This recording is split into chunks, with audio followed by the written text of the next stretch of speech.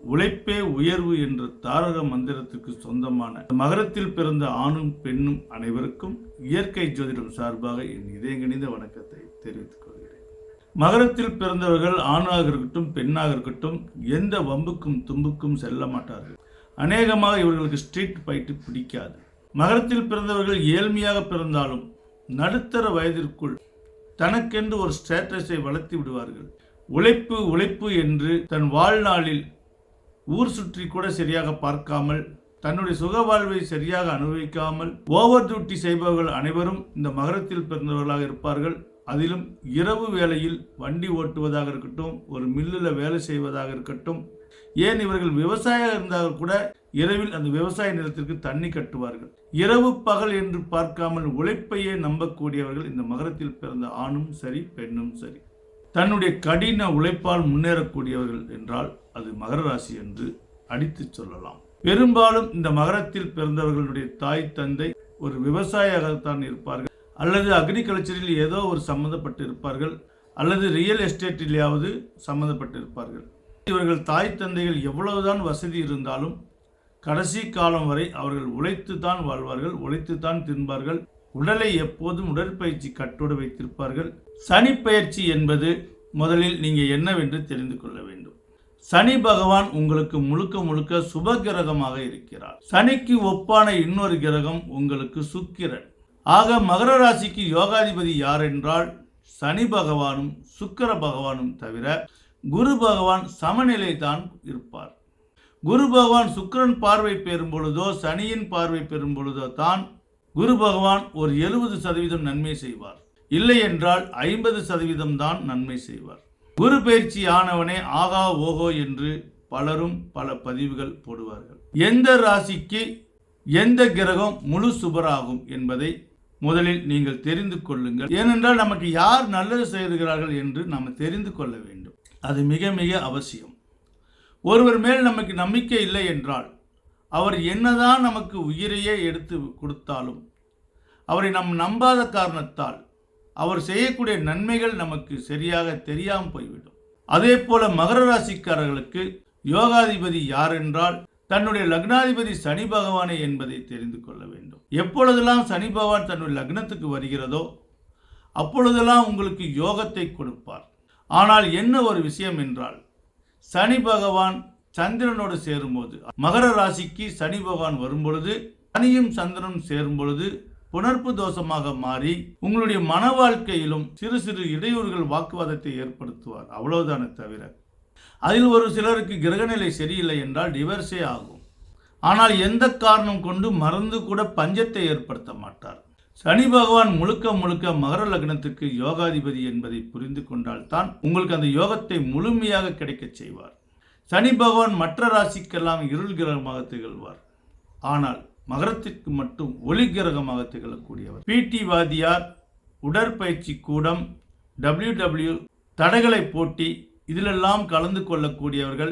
மகரத்தில் பிறந்த ஆண்களும் பெண்களும் அதிக சதைப்பற்று இல்லாமல் மிதமான சதைப்பற்றோடு வலுவான உடலோடு இருப்பார்கள்.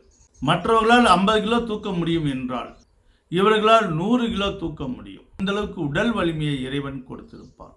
அதே போல் மன திடத்தையும் கொடுத்திருக்கிறான். தன்னுடைய உடலில் எவ்வளவுதான் பலம் இருந்தாலும் அனாவசியமாக சண்டைக்கு செல்ல மாட்டார்கள். பொதுவாக ஸ்ட்ரீட் ஃபைட் இவர்களுக்கு பிடிக்காது. ஆனால் வம்புக்கு வந்துவிட்டால் தன்னுடைய சுயரூபத்தை காட்டி விடுவார்கள். ஆனால் தன்னை தீண்டாதவரை யாரையும் இவர்கள் சீண்ட மாட்டார்கள். அந்த அளவுக்கு பெருமிதம் கொண்ட ராசி இந்த மகர ராசி. அப்படிப்பட்ட மகர ராசிக்கு 2ஆம் இடத்தில் சனி பகவான் சஞ்சரித்து கொண்டு உங்களுக்கு வருமானத்தை கொடுத்து கொண்டு இருப்பார். அதனால் சனி பகவான் நீங்கள் வரவேற்காமல் விட்டுவிட்டீர்கள் என்றால் அதனுடைய நஷ்டம் உங்களுக்கு தான். மகர ராசிக்காரர்கள் சனி பகவானை வணங்க வேண்டும், சுக்கிர பகவானை வணங்க வேண்டும், மகாலட்சுமியை நீங்கள் வணங்க வேண்டும். தட்சிணாமூர்த்தியை நீங்கள் வணங்குவது சுமாராகத்தான் இருக்கும். மகாலட்சுமியும் பெருமாளையும் நீங்கள் வணங்குவது சிறப்பாக இருக்கும். சனீஸ்வரனை வணங்குவதும் மிக சிறப்பாக இருக்கும். உங்களுக்கு எப்பொழுது இந்த வீடியோ கண்ணில் படுகிறதோ அன்றைய நாள் முதல் பெருமாளையும் மகாலட்சுமியும் சனீஸ்வரனையும் நீங்கள் வணங்கி பாருங்கள். உங்கள் வாழ்வில் மிகப்பெரிய மாற்றத்தை கொடுக்கும். இயற்கை ஜோதிடம் பொதுவாக அனைத்து ராசிக்கும் ஒரு கருத்தை எடுத்து வைத்துக் கொண்டிருக்கிறோம். எந்த தசாபுத்தி மாறினாலும் எந்த கோச்சாரம் மாறினாலும் உங்களுடைய நிலைகள் மாறவில்லை என்று நீங்கள் கவலை கொள்கிறீர்களா? அதற்கு என்ன காரணம் என்று மிக தெள்ளத் தெளிவாக இயற்கை ஜோதிடம் உங்களுக்கு எடுத்து உரைத்துக் கொண்டிருக்கிறது. அனைத்து ராசிக்கும் இந்த பதிவிலும் ஒரு சில துளிகளை எடுத்து உரைக்கிறேன். உங்களுடைய திருநாமம், அதாவது உங்களுடைய பெயர், உங்களுடைய ஐடி உங்களுடைய கிரக நிலைக்கு ஏற்ப சரியாக இருக்கிறதா என்று நீங்கள் பரிசோதித்துக் கொள்ள வேண்டும். ஒரு கடவுள் இருக்கிறார் என்றால், சிவனை எடுத்துக்கொண்டால் கூட எல்லா ஊரிலும் சிவன் என்று அழைக்க மாட்டார்கள். திருவண்ணாமலையில் அண்ணாமலையார் என்று அழைப்பார்கள், சிதம்பரத்தில் நடராஜ பெருமாள் என்று அழைப்பார்கள்.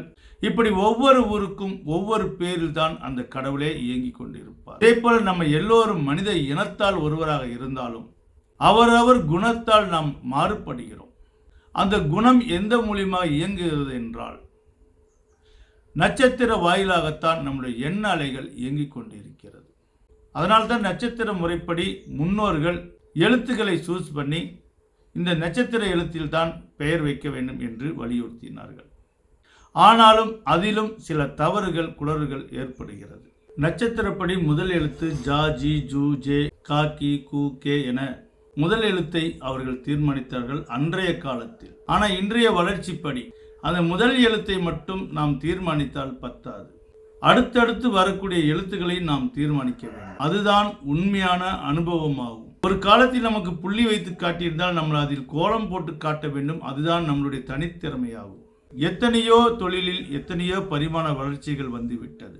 விஞ்ஞானத்திலும் மெய்ஞானத்திலும் எவ்வளவோ பரிமாற்றங்கள் வந்துவிட்டது. அதனால் சக ஜோதிடர்கள் இந்த ஒவ்வொரு எழுத்துக்கும் ஒவ்வொரு மதிப்பு இருப்பதை உணர்ந்து ஒவ்வொரு மகர ராசியில் பிறந்தவர்களுக்கும் எந்த மாதிரியான பெயர்கள் வைக்க வேண்டும், அடுத்தடுத்து எழுத்துக்கள் எப்படி சேர்க்க வேண்டும் என்று சரியாக வைத்து விட்டால், ஒருவருடைய ஐடி சரியாக இருந்து விட்டால், ஒருவருடைய திருநாமங்கள் சரியாக அமைந்து விட்டால், ஒருவருடைய பெயர்கள் சரியாக அமைந்து விட்டால், பெயர், திருநாமம், ஐடி எல்லாமே ஒன்றுதான். ஏனென்றால் ஒரு மனிதனை அடையாளப்படுத்துவது அவர்கள் பெயர்தான். அந்த பெயருக்கு அடித்தளமாக அமையக்கூடியது ஒவ்வொருவரின் கையெழுத்து. அந்த கையெழுத்து தான் அவர்கள் தலையெழுத்தை நிர்ணயிக்கிறது. ஒரு ப்ராப்பர்ட்டி கொடுப்பதாக இருந்தாலும் வாங்குவதாக இருந்தாலும் எந்த ஒரு விஷயத்துக்கும் நம்ம கையெழுத்து தான் யூஸ் பண்ணுகிறோம். அதனால் நம்முடைய கையெழுத்து நம்ம கிரகநிலைப்படி சரியாக இருக்கிறதா என்று பரிசோதித்துக் கொள்ள வேண்டும். அதே போல் திருமண வாழ்வில் கணவன் மனைவிக்கு இருவருக்கும் சமநிலையான நாட்களை தேர்வு செய்து அந்த நாட்களில் திருமணம் செய்து கொடுக்க வேண்டும். என்னதான் உயிருக்கு உயிராக காதலித்திருந்தாலும் திருமண நாட்கள் அன்று நிகழக்கூடிய கிரக மதிப்பில் ஆணுக்கு தகுதி அதிகமாக இருந்து பெண்ணுக்கு தகுதி கம்மியாக இருந்தால் அந்த ஆண் அந்த தகுதி குறைவாக இருக்கக்கூடிய பெண்ணுடைய உணர்வுகளை புரிந்து கொள்ள முடியாமல் போய்விடுவார்கள். அதே போல் பெண்ணுக்கு அதிகமாக இருந்து ஆணுக்கு குறைவாக இருந்தால் அந்த பெண் அந்த ஆணின் உணர்வுகளை புரிந்து கொள்ள முடியாமல் போய்விடுவார்கள். அதனால தான் உயிருக்கு உயிராக காதலித்தவர்கள் கூட திருமணத்துக்கு பிறகு அவருடைய ப்ளஸ் எல்லாம் பார்த்து கொண்டிருந்த கண்களுக்கு அவருடைய மைனஸ் மட்டுமே தெரிய வரும்.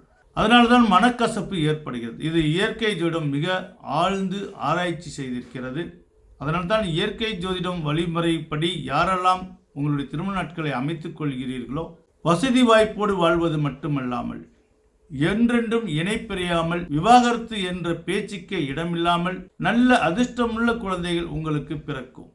நல்ல நாட்களை திருமண நாட்களாக நம்ம தேர்வு செய்வதால் ஆண்மை குறைபாடு உள்ளவர்களுக்கு கூட ஆண்மை வீரியம் ஏற்படும், கர்ப்பப்பை கோளாறு உள்ளவர்களுக்கு கூட கர்ப்பப்பை வீரியங்கள் ஏற்படும். இந்த நவகிரக சுழற்சியில் ஒவ்வொரு நாட்களுக்கும் ஒரு மதிப்பு இருக்கிறது. நம்ம பிறப்பு இறப்பு வேண்டும் என்றால் நமக்கு தெரியாமல் இருக்கலாம். ஆனால் நாம் இன்னொரு பிறவியை பெற்றெடுக்கக்கூடிய ஆளாக இருக்கும் பொழுது அந்த மதிப்புக்குரிய நாட்களை நாம் ஆய்வு செய்துதான் திருமணம் செய்ய வேண்டும். பொதுவாக பஞ்சாங்கத்தில் உள்ள நாட்களை நாம் திருமணம் செய்யக்கூடாது. பஞ்சாங்கத்தில் உள்ள நாட்கள் கெட்ட நாட்களா என்றால் அப்படி தீர்மானிக்கக்கூடாது. அது முழுக்க முழுக்க சுவாமிகளுக்காக தயாரிக்கப்பட்டவைகளாகும். ஊர்க்குருவி உயரப் பறந்தாலும் பருந்தாகாது என்பது போல நாம் எவ்வளவுதான் உன்னதமாக நடந்து கொண்டாலும் கடவுளுக்கு ஒப்பாக ஆக முடியாது. அதனால் கடவுளுக்கு உகந்த நாட்களில் நாம் திருமணம் செய்து கொண்டால் மட்டும் நம் வாழ்க்கையில் வெற்றி பெறுவோம் என்று அன்றைய பஞ்சாங்கத்தை மட்டும் பிடித்து கொண்டே இருக்கக்கூடாது. கற்ற பாடங்களை எல்லாம் ஒன்று சேர்த்து நாம் புதிதாக ஒரு விஷயத்தை கண்டுபிடிக்க வேண்டும். அது வரக்கூடிய ஜெனரேஷனுக்கு பிரயோஜனமாக இருக்க வேண்டும். அப்படி பார்க்கும் பொழுது இயற்கை ஜோதிடம் மிக தெளிவான இந்த ஆய்வு செய்து ஒருவருக்கு எந்த தசாபுத்தி வந்தாலும் எந்த கோச்சாரம் நடந்தாலும் எந்த மாற்றம் இல்லை என்று நொந்து கொண்டிருப்பவர்களுக்கு உங்களுடைய திருநாமம் உங்களுக்கு சரியாக அமைந்திருக்கிறதா? உங்களுடைய தலையெழுத்தை நிர்ணயிக்கக்கூடிய உங்களுடைய கையெழுத்து உங்களுக்கு சரியாக அமைந்திருக்கிறதா? இன்னொரு பிறவியை ஈண்டெடுக்கக்கூடிய தகுதி பெற்ற உங்களுக்கு உங்கள் இருவரின் திருமண நாட்கள் சரியாக அமைந்திருக்கிறதா என்று நீங்கள் பரிசோதித்து, ஏற்கனவே திருமணமானவர்கள் பரிசோதித்து அந்த நாட்களில் நீங்கள் திருமணம் செய்து கொண்டால் உங்கள் வாழ்வில் எண்ணற்ற வெற்றிகள் குவியும்.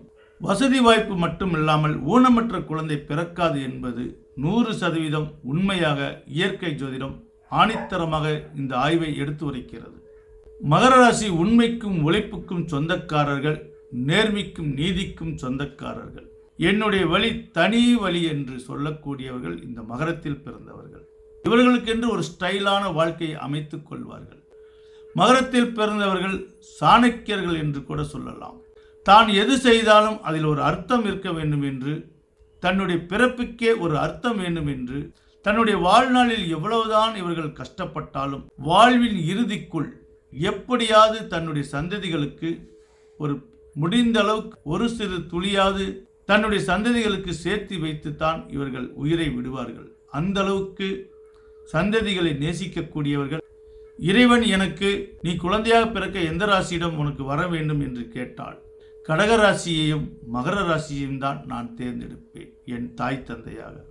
ஏனென்றால் இந்த மகரத்தில் பிறந்தவர்களும் சரி, கடகத்தில் பிறந்தவர்களும் சரி, தன்னுடைய குழந்தைகளுக்காகவே வாழக்கூடியவர்கள், உன்னத பிறவிகள் என்று சொல்லலாம். அப்படிப்பட்ட உன்னத பிறவியான மகரத்தில் பிறந்த ஆணுக்கும் பெண்ணுக்கும் இந்த வக்ரசனி யோக சனியாக மாறும். 2ஆம் இடத்தில் சனி இருப்பதை விட லக்னத்தில் சனி இருப்பதுதான் உங்களுக்கு சிறப்பு. முதலில் வக்ரசனி என்றால் என்னவென்று தெரிந்து கொள்ளுங்கள். நவ கிரகங்களில் 9 கோள்களும் ஒன்றன் பின் ஒன்று டிகிரி செல்சியத்தில் இயங்கிக் கொண்டிருக்கும். சூரியனுக்கு மட்டும்தான் வக்ர நிலை இல்லை. ஏனென்றால் சூரியன் ஒரே இடத்தில் நின்று சுற்றி கொண்டிருக்கும். மற்ற 6 கிரகங்களுக்கும் சூரியனை சுற்றி வரும் பாதையில் ஒருவருக்கொருவர் முந்துவதால் மீதி இருக்கக்கூடிய கிரகங்கள் அந்த இடத்தில் வருவரை ஸ்பீடாக செல்வதால் மற்ற கிரகனுடைய விசை ஈர்ப்பு கிடைக்காமல் போய்விடும். அந்த விசை ஈர்ப்பு சரியாக பூர்த்தி செய்வது வரைக்கும் ஒரே இடத்தில் நின்று சுழன்று கொண்டு இருக்கும். அதுதான் வக்ர நிலையாகும். அப்படி வக்ர நிலை ஏற்படக்கூடிய கிரகத்தால் எப்பொழுதும் நன்மைகள் தான் ஏற்படும். அதிலும் மகர ராசிக்கு உன்னதமான கிரகம் சனி கிரகம். சனி கிரகம் வக்ரத்தால், இந்த வக்ரம் எப்போ ஏற்படுது என்றால் 19/6/2024 இந்த ஜூன் மாதம் 20ஆம் தேதிக்கு மேல் உங்களுக்கு மிக பொன்னான காலமாக அமைகிறது. இந்த வக்ர நிலை எப்பொழுது முடியும் என்றால் 4/11/24 அன்று இந்த வக்ர நிலை முடியும். இந்த வக்ர நிலை என்பது உங்களுக்கு ஒரு வாய்ப்பை கொடுக்கிறது. அனைத்து பாசிட்டிவான விஷயத்திலும் நீங்கள் முயற்சி செய்ய வேண்டும். உங்களுடைய முயற்சியை எப்பொழுது செய்ய வேண்டும் என்றால், எப்பொழுது கோச்சார நிலையில் கிரகங்கள் சாதகமாக இருக்கிறதோ அப்பொழுதெல்லாம் நீங்கள் முயற்சித்தால் உங்களுடைய வெற்றிகள் கிடைக்கும். ஒருவர் எவ்வளவுதான் முயன்றாலும் கோச்சார நிலையாக, தசாபுத்தி நிலையாக கிரகங்கள் சாதகமாக வராது வரை உங்கள் உழைப்புக்கு தகுந்த ஊதியம் கொஞ்சம் குறைவாகத்தான் கிடைக்கும். அதுவே தசாபுத்திகள் கோச்சாரங்கள் சாதகமாக வரும்போது உங்கள் உழைப்புக்கு 2 மடங்காகவும் 10 மடங்காகவும் லாபம் கிடைக்கும். இதுதான் பொதுவான ஒரு விஷயமாகும். ஆக தற்பொழுது சனி பகவான் உங்களுக்கு சாதகமான நிலையில் இருக்கிறார். நீங்கள் பாசிட்டிவான செயலில் தைரியமாக முற்பட்டு உங்கள் வாழ்வில் எண்ணற்ற சாதனைகளை நீங்கள் சாதித்துக் கொள்ளுங்கள். மீண்டும் உங்களுடைய திருமண நாட்களை எப்படி மாற்றி நீங்கள் அமைத்துக் கொண்டு, இதற்கு 20 வயது முதல் 80 வயதாக இருந்தாலும் சரி, இந்த திருமண நாட்களை ஏன் மாற்றி அமைக்க வேண்டும் என்று பல உண்மையான தகவல்களை உங்களுக்கு எடுத்து உரைத்து, கடந்த வாழ்க்கை என்பது நம்ம வாயில் உள்ள எச்சைகள் போல, அந்த எச்சை நமக்கு வாயில் இருக்கும் வரை நாம் எச்சை என்று சொல்ல மாட்டோம், வாய் உமிழ் என்று சொல்லுவோம். அந்த உமிழ் இரத்தத்துக்கு சொந்தமானது. அதுவே காரி துப்பி விட்டோம் என்றால் அந்த எச்சைக்கும் நமக்கும் சம்பந்தமில்லை. அதே போல கடந்த வாழ்க்கை போன வரை போகட்டும். இனி வாழக்கூடிய நாட்களில் ஒவ்வொரு நாட்களும் நமக்கு இனிதாக மாற வேண்டும் என்றால் உங்களுடைய திருமண நாட்களை நீங்கள் மீண்டும் நல்ல முறையில் அமைத்துக் கொள்ள வேண்டும். உழைப்புக்கும் உண்மைக்கும் சொந்தக்காராகிய மகர ராசிக்கு எல்லா வல்ல இறைவன் அருள் கிடைக்க வேண்டும். நல்ல ஆரோக்கிய உடலோடு அதிர்ஷ்டத்தோடு வளமாக வாழ வேண்டும் என இறைவனிடம் துவா செய்து மீண்டும் அனைவருக்கும் என் நெஞ்சார்ந்த வணக்கத்தை தெரிவித்துக் கொள்கிறேன்.